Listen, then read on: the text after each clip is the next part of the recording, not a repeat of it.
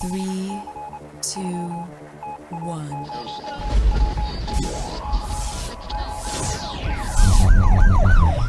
We'd like to welcome you to another edition of GrokTALK, brought to you by New Hampshire's leading conservative blog site, GrokTALK.com. We are your feared extremist, right-wing, hard-charging, gun-toting, opinionated, outspoken, rabble-rousing, letter-writing, radio microphone stomping conservatives and rational libertarians. So get ready for more news and opinion you could only get from GrokTALK.com. GrokTALK. Welcome to GrokTALK. We have unexpected guests, but we'll get to that in a minute. I wanted to let you know that Kirk McNeil and Kevin Bloom will be joining us today to talk about a host of local issues. Guy Comtois on the phone, waiting to give us a legislative update. We will be calling Dr. Gerard Giannoli around 10 o'clock. This is a gentleman who has a medical practice. He accepts absolutely no private or government insurance. Concierge service. Basically, yep. And then special election candidate Yvonne Dean Bailey, who's running in Rockingham 32, will be with us at 10:30. Jane Cormier's just walked in the room because she's got a little business down the hall here. And so she's going to be in the neighborhood every week. Yay! So welcome to GrokTALK. And of course, Kirk McNeil's already here. And so, Mike. And Mike. and Can't forget Mike. Mike's on the phone. I gotta turn everybody on. Here we go. All right. So we got all these people. We got all these headsets. I don't know what this is going to do for the... You're phoning it in. Yeah. Okay, so hang on. I'm going to turn that off so you can adjust your microphone. But anyway, let's get right to it. Excuse me. Should have drank my coffee. Guy, good morning. Good morning, gentlemen. How's it going? Good. So let's talk about the Jaspercrats and Oh, I like that. that's Ed somebody. Ed Nail? No. Ed Como? Ed Mosca. Ed Mosca. Ed Mosca. So that's courtesy of Ed Mosca. Give him full Jaspercrats. credit, Jaspercrats. So what's up with the Jaspercrats in the house, huh? Well, same old. You know, he's kind of like a mini dictator. We were in. Well, it is. I mean, we're Sugar-coated guy. Not this past Wednesday, but the Wednesday before. I mean, if a bill goes on the consent calendar, in other words, you're in committee and you have a 17-1 or 18-0 vote on a bill, you can put it on the consent calendar, which means that all the committees throughout that week before put bills on the consent calendar. So you pass one vote, you pass a whole block of bills. So some bills were put on a consent calendar that folks wanted to debate. So it only takes one representative to go up and remove a bill from the consent calendar. And you were that person, right? No, I was not. Oh, darn. But a few of the folks in Murderers Row were. and at the end, so the day took longer than it was expected. You know, we had to lecture us that if people keep taking bills off the consent calendar, and none of these bills even came close to winning, to being overturned, then we're going to be spending some long days up here. You know what I mean? So here he is. He's got to sit there and lecture us, you know, on the reason why the day went so long. Well, you know, very seldom do you overturn a committee report on taken from the consent calendar, but you got to try. I mean, that's what we're there for. You got to bring it to light. And so now you're being lectured that you're going to have long days if that keeps happening. So, you know, who do you think you're talking to, buddy? I mean, you know, everybody out there ran for election from the people in their district. We don't need to be taking, you know, if we think there's a chance or if we think that bill was, you know, come out of committee the wrong way, then you have that right to take it up to consent and then debate it on the floor. Mm-hmm. You know, so you shouldn't be being scolded, more or less, for doing so. Well, you know what, Guy? It's Jane. How are you?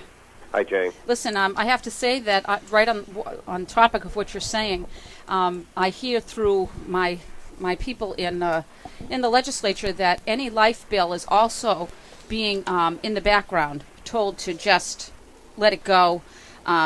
He doesn't, you know, Jasper is not going to really put any weight of the party, our own platform, mind you, of life, right, behind any legislative bill that comes up for life. And it's really interesting if you look at the roll call of the 3 life votes that have come before the House since session started, you can look at the roll call vote, and it's really interesting to see how that vote comes out. Because I think Jasperites, is that the word? Jasper Kratz. Kratz. Jasper Kratz. Man, that is such a fabulous term. Yep, I'm Ed going to write Mosca. that down. Thank you, Ed Mosca. Yes, I read that on his blog yesterday. That's where I got. He tweeted something Yeah. in response to something I wrote, and then I went and followed his link, and I'm like, oh, I love Yeah, this. This that's is awesome. right. It's true. It's true. So, yeah, you're absolutely right about that. You know, he's the king of us all, and you know. Oh yeah. You know, it's like HB 582, the constitutional carry, the House version, the one I sponsored. The word was last week that they were going to retain it. No, the Senate already passes it. Same exact bill. Senate passes it, and then Yeah, we're going to retain but it. that's because the House bill had all of the strong, good conservatives behind that bill. You see, those are the people that Jasper's not going to assist in any way. Because if you look at that bill in the House, it's all you great conservatives that have stood up time after time and taken the heat and done the right thing when you vote. So you see, he's not going to assist that vote, even though the Senate, who I have to say, even though they passed the bill, there were some people that sponsored that bill that you really have to wonder if they believe what they signed on for. Bradley and Oh yeah. Putin. Yeah. But Yeah. you know, so the one bill, right, that's put in the House for a constitutional carry that is by the people that have always stood by constitutional carry is going to be held up. Yeah, Right. yeah, and he's on record in public saying he supports it. So, and I was trying to tell some of the gun owners that showed up, I said, this is the way it works up here, believe me. The committee chairs, vice chairs serve at the pleasure of the Speaker. This committee chair would not be retaining a bill like this that brings in this much controversy without permission or the word from the Speaker. Well, It's isn't just the way it is. Yeah. It's just Isn't the way the- it is. Guy, isn't it the word out there that if he thinks a bill is going to be vetoed by Maggie the Red Hassan, he's going to slow walk it or as slow as he can, and if it's going to be retained, it's obviously very slow. But basically, is he just now kowtowing to what Hassan wants? She doesn't want this bill? Well, Skip, I really don't believe he has a hell of a lot of core beliefs. So I think that it's not because, she may veto it. I just don't think there's really, he's there for the ride. And look at me, I'm the Speaker. Caucusing with the Democrats. Yeah. You're saying the last principal he had was in high school. Whatever's going to promote me, that's where I'm at. You know what I mean? Where are we today, Exactly. He probably walks in the Speaker's office today and says, where are we today? Or is this sort of kowtowing to Deputy Dog Shurtleff, who doesn't want anybody to have a gun unless you're receiving a government paycheck? Yeah, well. Phone to Deputy Dog. Yeah. Yeah. He always starts off, too. When I first got there, the first time a gun bill come up and he got up, I'd say, this guy's probably going to be okay. Because he gets up saying that he's an NRA member, and he owns a Glock, and he owns a 7mm, and he owns this, and he owns that. Isn't And that then nice? then he dashes the Second Amendment right down to the toilet.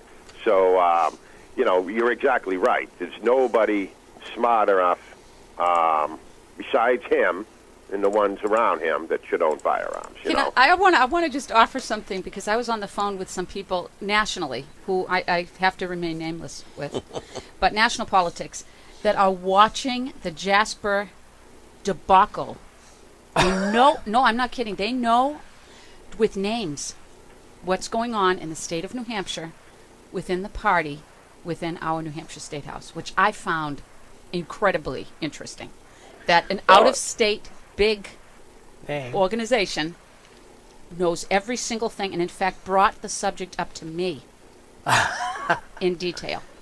Well, if these are conservative groups you're talking about, everybody that's a conservative that knows what's going on around them knows that they're trying to shove us out of the Republican Party. Yes, indeed.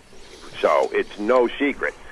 They want to turn the GOP into a corporate like the Democrats have done with their party. And, very little say, and all the say at the top. And so, yeah, I would think they would be watching us because we are kind of like the incubator, first in the nation. We're small. We're easier to, Yeah. understand politically, I think. And so, yeah, I mean, this is a huge debacle, and obviously, I think a lot of the presidential candidates are going to have to come see O'Brien. I mean, I don't think it would be very smart for them to come and see this Republican Speaker of the House because he wasn't put there by Republicans. No, the conservative groups, from what I understand, and it wasn't so much the wording exactly, it was how they were speaking about him. Like, lack of respect, huge. And it was comforting to me, I have to tell you. Yeah, Jane, you should have saw him, Chair's prerogative. We, look at the time, the clock right now. It's a big word. We should have been out of here 3 hours ago, and none of these bills taken off consent even came close to being overturned. So if this is what you want to do, then we're going to be having some long days ahead. Good. Oh, gee, okay. Hey, you know what I mean? Okay, Sister Superior, now I know what I'm going to do. I didn't realize that we took those bills that were taken off consent was the reason why we're still here. I had no idea why we were still here. Imagine that. Yeah. Oh, yeah. They're, right up there, and, with his attitude and just, I hope all the conservative groups are watching this buffoonism because it's just ridiculous. It is. And I don't, I really don't care what he thinks about, because I get asked up there all the time, well, aren't you kind of waiting for your loafer to drop up here? I'm like, well, the loafer can drop, but I don't know what the loafer's going to do when it gets there because what are you going to do?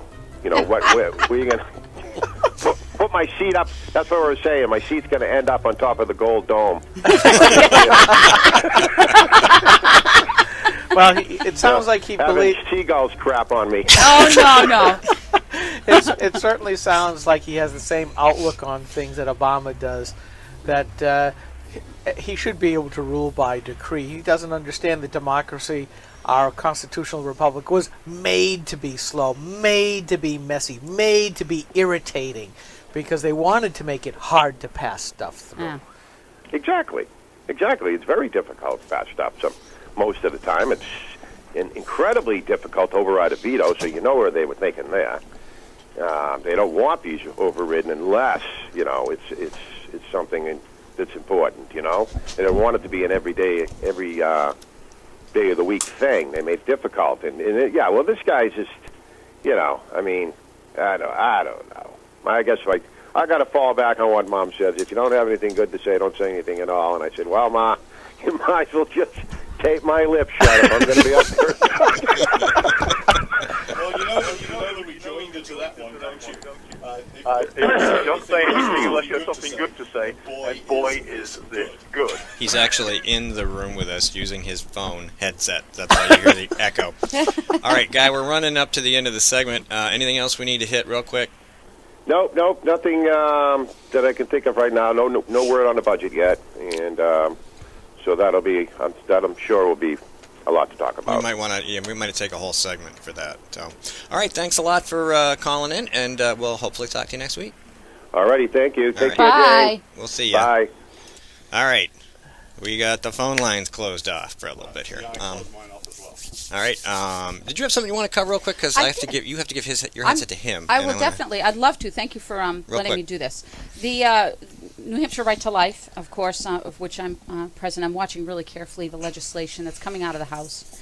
And I would just like to reiterate the wonderful family platform that we have for the Republican Party, and which supports life at conception and bans the use of public resources to fund or promote abortion. We had 3 bills come up. 194 that says life begins at conception.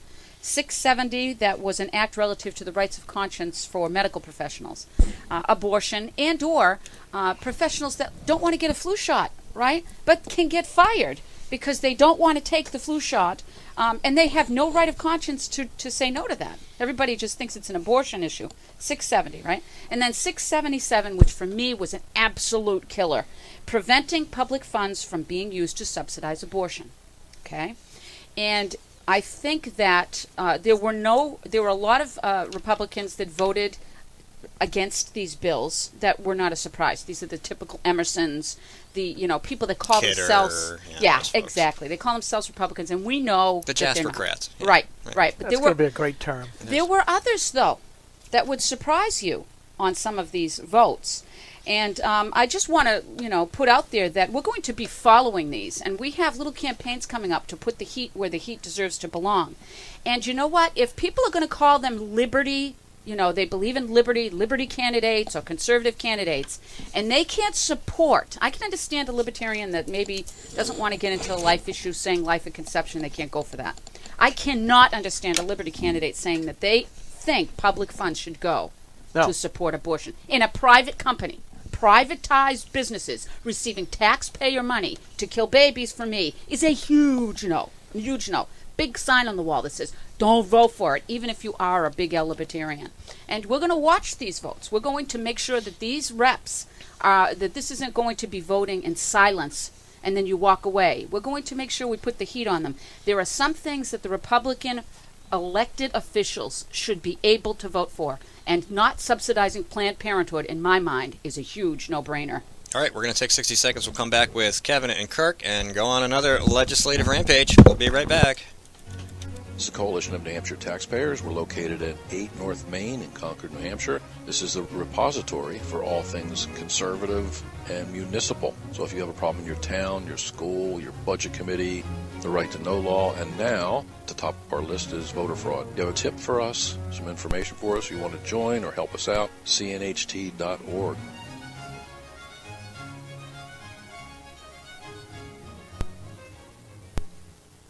Hi, this is Rich Gerard, host of Gerard at Large in the Morning, the Manchester area's only locally owned, locally operated, focused, and interested, riveting radio show, heard live every Monday through Friday from 6 to 9 on 90.7 FM WLMW, New Hampshire Family Radio, and available 24/7 live or archived at gerardatlarge.com. Be sure to tune in.